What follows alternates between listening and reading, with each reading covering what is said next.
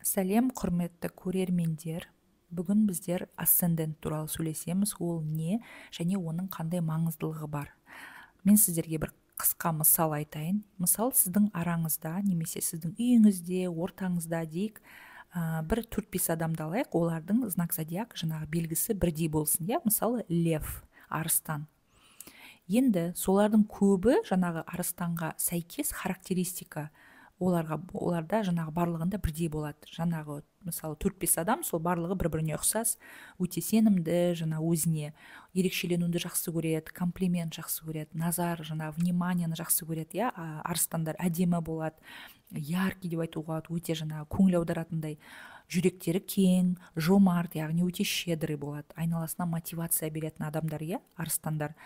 Бірақ соның ішінде біреуі мысалы тіпті ұқсамас болуы мүмкін. Тіпті ұқсамайды, мысалы кейбіреулер айтады, сен тіпті сен вообще ұқсамайсың, сен лев жаңағы арыстанға, немесе сен балықтарға ұқсамайсың деп, өзінің жаңағы адамның солнечный қай уақытта туды, сол уақытқа сәйкес келетін, қай датада туды, сол датаға сәйкес келетін жаңағы знакқа, белгіге сен мүлдем ұқсамайсың деп айтамыз, кейде. Сол неліктен болады? Мысалы жаңағы 4-5 арыстанның ішінде біреуі өте талдағыш, ұқыпты, жауапты, тиянақты, детальдарға мән беретін, ұйымдастыру қабілеті жоғары біреу болса, ол уже арыстан емес, ол дева, яғни бикеш белгісіне беретін сипаттамалар.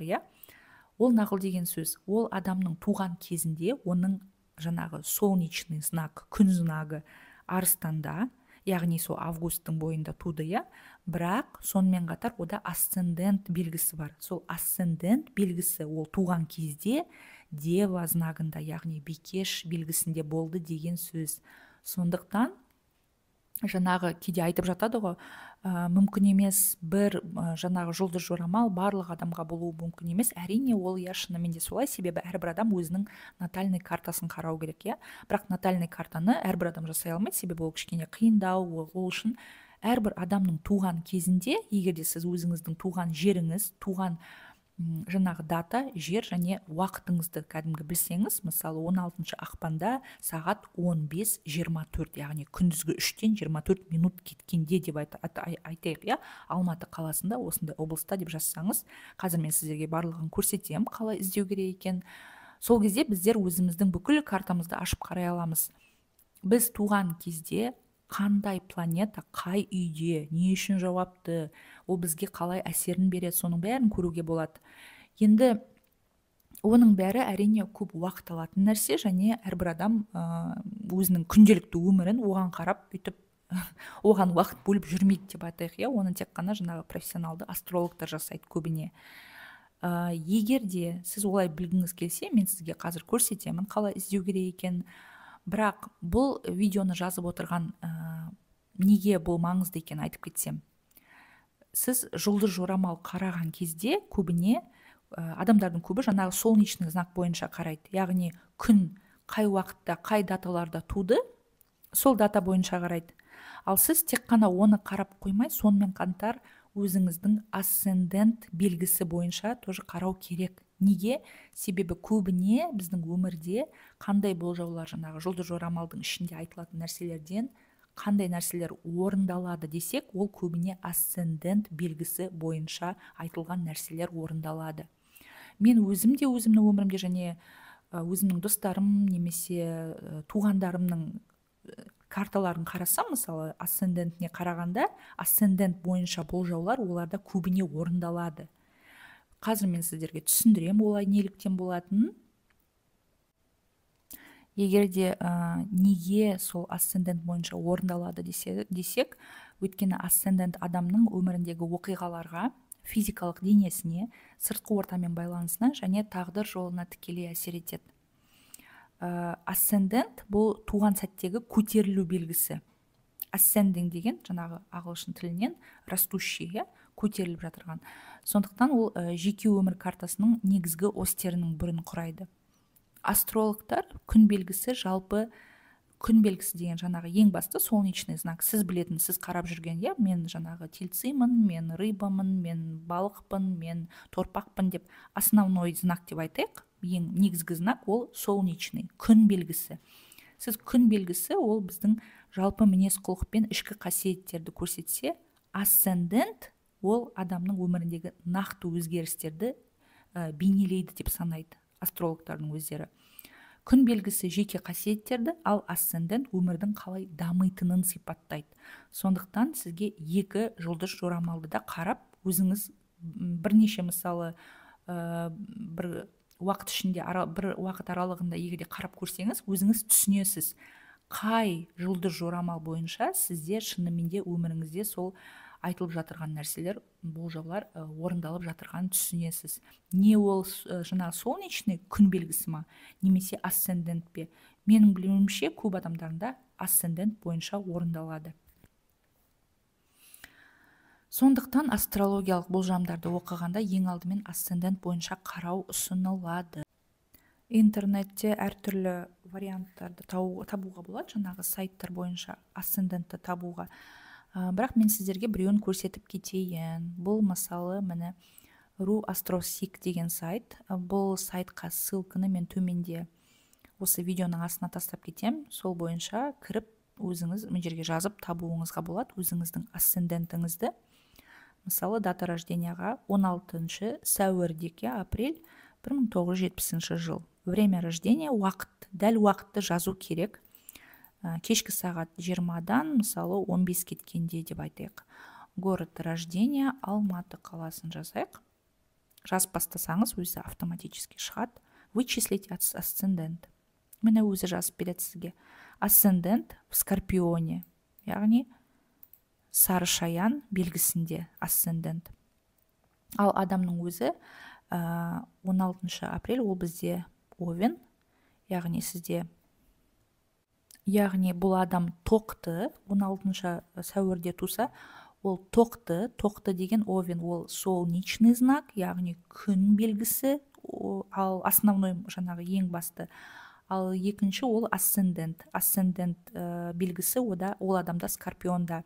Яғни бұл адам жаңағы Овен болғанымен де Скорпиондағы характеристикалар, Скорпионның кейбір жаңағы мінездемелері бұл адамға сәйкес болады. Бұл адам мысалы басқа адамдардан ерекшелігі көбіне осы бойынша болады асцендент. Және де мысалы гороскоп жаңағыдай болжауларды қарағанда ол екі бірдей белгінде қарау керек. Яғни Овенді да қарайды және Скорпионды да қарайды, сары шаянды қарайды. Егерде асцендент белгісі мен күн белгісінің айырмашылықтары туралы айтатын болсақ, кішкене толығырақ. Күн белгісі мен асцендент, көтерілу белгісі әртүрлі болады, бірақ бір-бірімен байланысты рөл атқарады. Күн белгісі ол біздің ішкі болмысымыз. Ол не үшін жауап береді? Сіздің мінез құлқыңыз, өмірлік энергияңызды көрсетеді. Ішкі мотивация мен мақсаттарыңызды анықтайды. Өзіңізді қалай сезінесіз, құндылықтарыңыз, принциптар өмірлік ұстанымыңызды бейнелейді. Ұзақ мерзімді шешімдеріңізбен өзіңізді дамыту жолына әсер етеді. Бұл сіздің ішкі мәніңіз, сыртқы факторларға қарамастан сіз қандай болатыныңыз. Мысалы, егер сізде күн белгісі арыстанда болса, сіз өзіңізді сенімді, жарқын, харизматикалық адам ретінде сезінесіз. Сізге назар аудару, жетістік маңызды болады. Ал асцендент сіздің сыртқы келбетіңіз және алғашқы әсеріңіз. Алғашқы әсер дегенде басқа адамдарға қалай көрінесіз, сол туралы. Сыртта басқа адамдарға, басқа бір жерге барғанда басқа адамдар сізді қалай көрсе, сол сіздің асцендент белгісі туралы болады.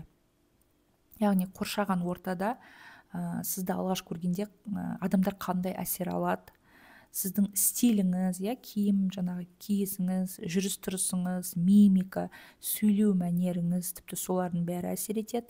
Мысалы, сіз жаңағы тоқты Овен болғанмен де, егер де сіздің асцендент сары шаянда болса, сіздің киінуіңіз, сөйлесуіңіз, немесе басқа да адамдармен қалай мысалы қарым-қатынаста болатыныңыз көбіне жаңағы басындағы тоқты емес, сары шаяннан болуы мүмкін сізде.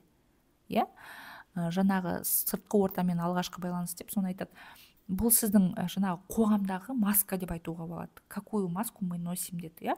Яғни адамдар сізді қалай қабылдайды, қандай етіп қабылдайды сол туралы. Жаңа бастамаларда адамдармен алғашқы қарым-қатынаста қалай әрекет ететініңізді анықтайды. Егер сізде жаңағы асцендент сарышаян болған кезде айналаңыздағы адамдар сізді кішкене жұмбақ, харизматикалық, терең ойлы адам ретінде қабылдайды. Бірақ сіздің күн белгіңіз, ішкі болмысыңыз жеңіл әрі жаңағы достыққа жақын болуы мүмкін. Осындай әртүрлі болып көрінеді. Екеуі қалай үйлеседі десек, күн белгісі сіздің шынайы болмысыңызды көрсетсе, асцендент сіздің оны сыртқы әлемге қалай көрсететініңізді анықтайды. Егер олар әртүрлі болса, адамдар сізді басында басқаша қабылдауы мүмкін, бірақ жақын танысқаннан кейін шынайы табиғатыңызды түсінеді. Уақыт өте келе адамдар сіздің күн белгіңізді танып, сіздің сол болмысыңызбен қабылдай бастайды. Мысалы, күн белгісі балықтар болса, ішкі әлемі сезімтал, шығармашылық адам болады. Асцендент тоқты болса, ол сырттай батыл, жігерлі, тік мінезді болады. Алғашқы әсер сенімді ержүрек тұлға, бірақ шын мәнінде ол нәзік және армандаушы адам болуы мүмкін. Яғни асцендент сіздің сыртқы бейнеңіз, ал күн белгісі ішкі болмысыңыз. Екеуі сіздің толық тұлғалық бейнеңізді қалыптастырады. Сіздерге толықтай түсіну үшін тағы да бір мысал берейін. Мысалы, күн белгісі сарышаян, скорпион. Скорпиондарға арналған, барлық скорпиондар деп айтайық, ортақ қасиеттер. Терең, құпияға толы, мықты мінезді адамдар. Олар эмоцияларын жасырғанымен өте сезімтал әрі интуитивті болады. Жоғары ішкі күші, табандылығы мен адалдығы бар. Өмірдегі қиындықтарды батылдықпен жеңеді және адамдарды жақсы түсінеді. Енді әртүрлі екі скорпионды қарастырып көрейік. Бірінші скорпион сарышаян. Ол солнечный жаңағы скорпион, күн сарышаян, асценденті балықтарда деп айтайық. Оның жалпы сипаттамасы қандай болады? Бұл адам эмоционалды болады, өте жұмбақ әрі интуитивті болады. Яғни балықтар белгісі бұл сарышаянды жұмсақ қылады, қиялы қылады және терең сезімтал етеді. Сырттай өте нәзік, арманшыл болып көрінуі мүмкін, бірақ ішкі жаны дүниесінде сарышаянның қуатты энергиясы бар.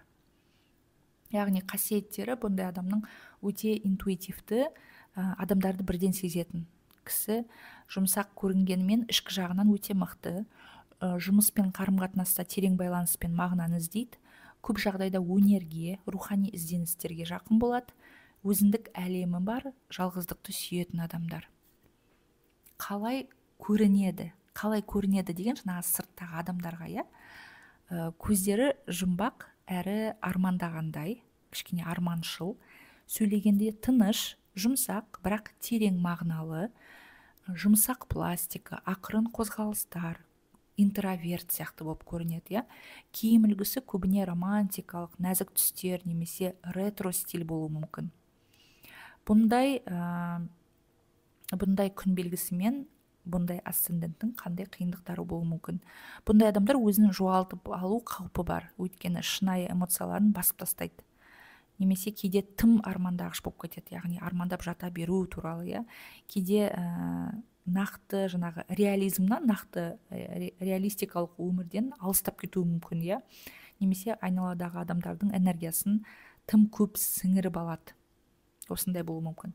Ал енді басқаша, дәл сол күн сарышаянның басқаша асцендентпен салыстырсақ, біздің айтып кеткеніміз осы қазір, ол балықтар болды. Ал енді дәл сол сарышаян, жаңағы скорпион, бірақ асценденті торпақта дейік. Торпақ деген бізде ол телец. Бұл адамдар, жаңағы сарышаян, асценденті торпақ. Бұл адам жерге жақын, сабырлы, тұрақты көрінеді. Торпақтың әсерінен ол эмоцияларын қатты көрсетпейді, бірақ ішкі күші мықты. Материалдық тұрақтылық пен физикалық ләззатқа үлкен мән береді.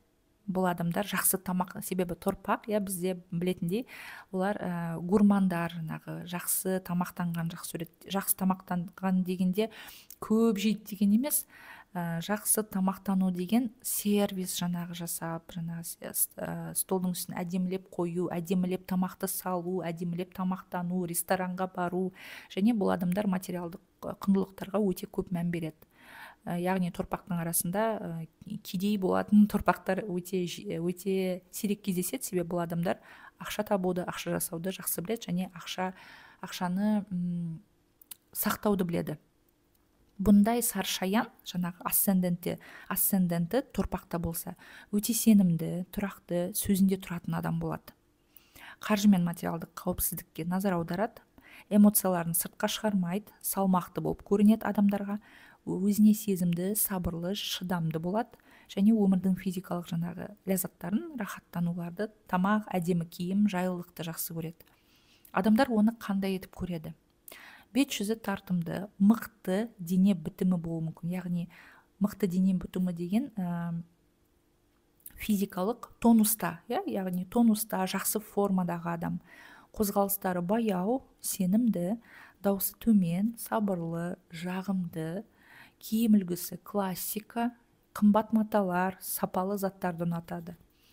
Бұндай адамдарда қандай минустар болуы мүмкін? Бұл өзіне және өзгелерге тым талапшыл болуы мүмкін, яғни требовательность, өзіне де өзгелерге жаңағы мынаны бүйтіп жаса, мынаны сөйтіп жаса, дұрыс жасамадың, оны былай жасау керек деген сияқты өзгерістерден қорқады бұндай адамдар, себебі тұрақтылықты жақсы көреді, жаңағы стабильность, кішкене қатты бір рисктарға бармайды бұндай адамдар. Сондықтан кейбір мүмкіндіктерді жоғалтып алуы мүмкін, қатты тұрақтылыққа үйреніп қалғандықтан.